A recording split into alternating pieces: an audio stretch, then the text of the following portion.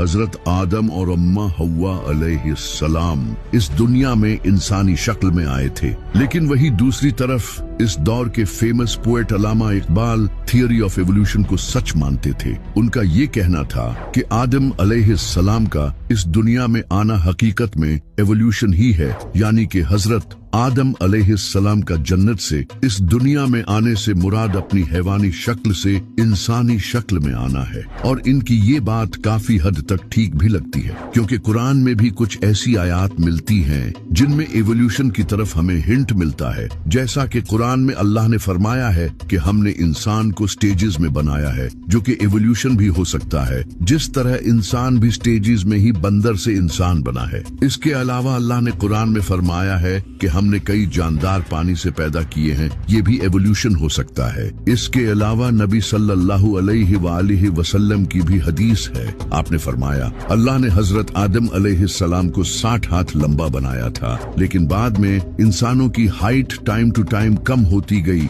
जो कि of course evolution के थ्रू ही हुआ था। लेकिन दूसरी तरफ कई स्कॉलर्स इस एवोल्यूशन थियरी को नहीं मानते। सिर्फ स्कॉलर्स ही नहीं, बल्कि कई साइंटिस्ट खुद इस एवोल्यूशन थियरी को नहीं मानते, क्योंकि ये एवोल्यूशन थियरी अभी तक जस्ट एक थियरी है, यानी कि ऐसा होने के चांसेस हैं, लेकिन ये कंफर्म नहीं है, क्योंकि इस एवोल्यूशन थियरी में कई फ्लॉज हैं, जैसा कि lack of transitional fossils, lack of observable macro evolution, irreducible complexity और जेनेटिक एंट्रोपी। इन सब के अलावा भी इस थियरी में और बहुत से फ्लॉज हैं। इस वजह से बहुत से साइंटिस्ट्स इस थियरी में बिलीव नहीं करते। अब सच क्या है, ये तो साइंटिस्ट नहीं जानते, ये सिर्फ अल्लाह जानता है।